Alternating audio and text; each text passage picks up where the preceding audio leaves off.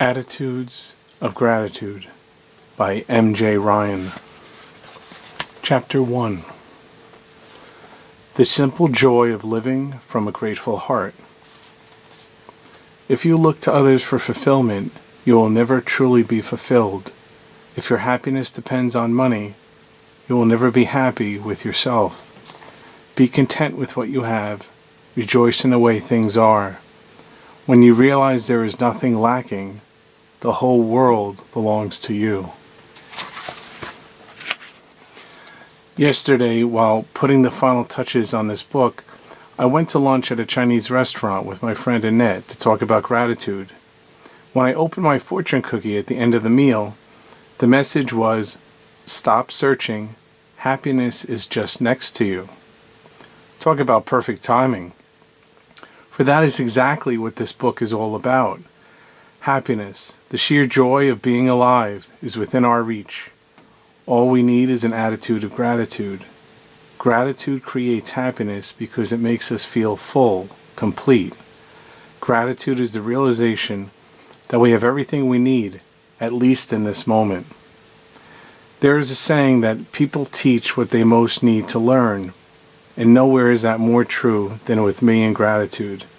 I wrote this book not only because I think gratitude is vitally important to our world, but because I want to become more consciously grateful myself.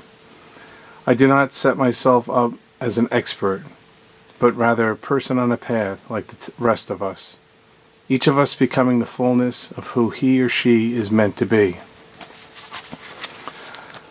Like so many of us, I spent a great deal of my life in my 20s and early 30s cataloging all the ways I had been injured and abused.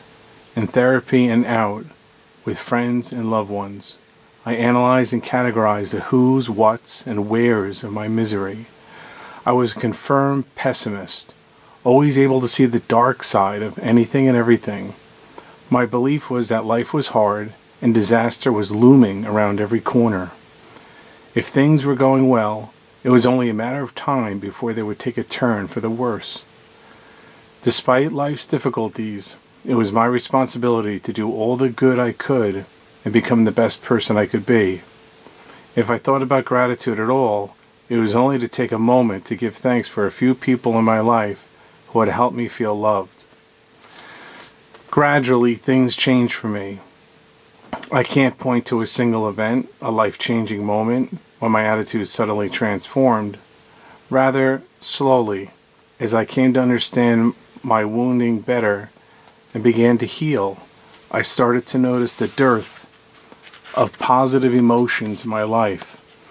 I wasn't so miserable, worried, or alone anymore, but I knew precious little about joy, happiness, optimism, faith, and trust. So I began to study these emotions. I always was a good student. Give me something to study and I'll figure it out. I adopted certain people who seemed to naturally radiate happiness as my teachers of optimism and joyfulness.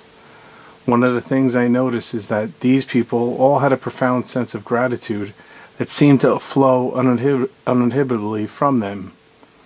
Investigating further, I discovered that each of them had experienced at least as difficult an early life, if not more challenging, as I had. But my teachers consciously chose to adopt certain attitudes, such as gratitude, that led them to great happiness. That's when I learned that you don't have to be saddled for life with the mental attitudes you adopted in early childhood. All of us are free to change our minds, and as we change our minds, our experiences will also change. So I set out on a course to be more grateful, joyful, and hopeful. The result of my course is what you're holding in your hands. A few of my basic assumptions I've learned over time that it helps to take the long view, to choose to see our lives from a spiritual perspective. I know we are here to grow our souls, to heal our wounds, or at least bless our woundedness, and become more loving, kind, fearless, and hopeful.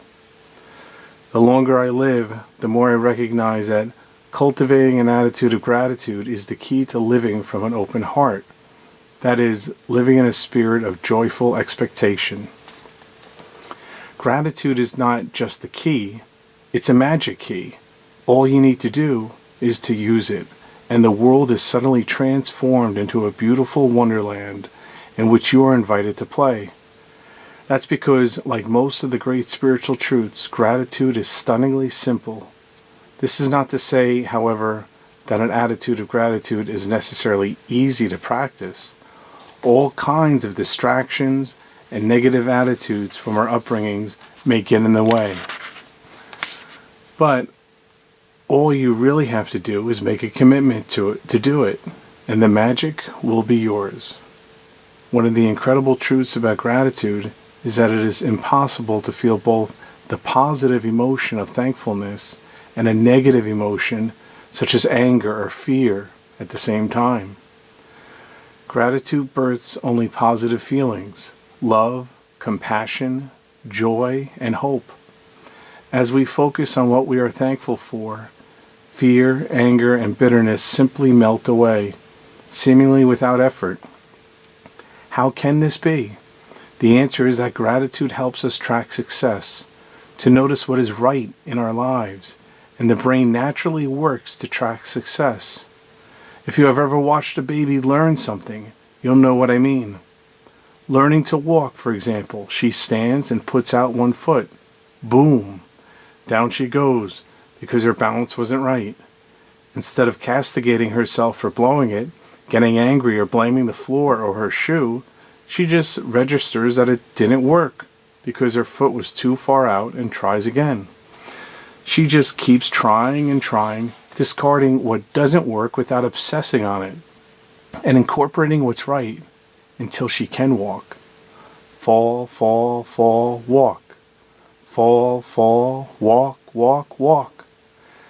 As we get older, however, we get schooled in our mistakes and learn to focus on what's not right, what is lacking, missing, inadequate, and painful. That's why gratitude is so powerful. It helps us to return to our natural state of joyfulness, where we notice what's right instead of what's wrong. Gratitude reminds us to be like plants, which turn toward, not away, from the light. Because of the simple power of gratitude, it's easy to make all kinds of Pollyannish generalities, which slide off into meaninglessness and are boring to read about. My hope is that within these pages you'll find true inspiration and some solid ideas for making the practice of living from a grateful heart real and meaningful. To entice, encourage, and support you in your commitment, this little book begins with the gifts of gratitude, which look at what happens in our lives when we begin to practice gratitude. Don't worry if you don't know how to do it yet. Right now, we are focusing on the wonderful effects your new attitudes will create. We then go to the attitudes of gratitude, which are the outlooks or stances we need to take in cultivating gratefulness. Finally, we move to the practices of gratitude, which are the practical ways we can develop and maintain thankfulness in our daily lives. In a sense, each of the 60 chapters is a meditation in and of itself. This is not a book to be read at one sitting. Rather, I encourage you to read one chapter and let it sink in for a while, a day, 2 days, even a week or longer, before moving on to the next. Since gratitude is both an attitude and a practice, you need time to integrate the learnings so they can become truly yours and not something you just read, put away, and forget. To get started, take a few minutes right now to reflect on a happy moment in your own life that stands out for you, a moment that stays with you, even if it happened 10, 20, or 40 years ago. Experience it again. See the scene. Hear the sounds that were all around you. Feel the sensations. What was it about that moment that stays with you? Was gratitude a part of it? What was going on for you that allowed you to feel grateful? For me, it is tiny kittens crawling down my back when I was about 2. I can feel the tiny claws, hear their little meows, and see the gray wispy baby fur. It is the prickle of the tiny claws against my skin the sensation so deliciously startling that makes me smile even now. It's the first memory I have of the wonder of being alive in a body. It was the newness, the first everness that allowed me in that moment to feel grateful for being alive, and it is why that minute of my life continues to be one of my most powerful memories. It has been a great joy for me to write this book, for its creation has been an act of gratitude in and of itself, for those who have so unselfishly taught and inspired me throughout my life, for those who shared specific ideas, stories, and practices with me, for my mind's ability to put it together, and for you, the reader, for being interested and willing to enter into the experience. That's the most wonderful thing I've discovered so far about gratitude. It makes you feel full, bursting with delight, just to remember the gifts you have received. Thus, are we doubly blessed when we receive something for the gift itself, and later, in recall, for the miracle of having been given it. This is the end of Chapter 1. Thank you very much for listening.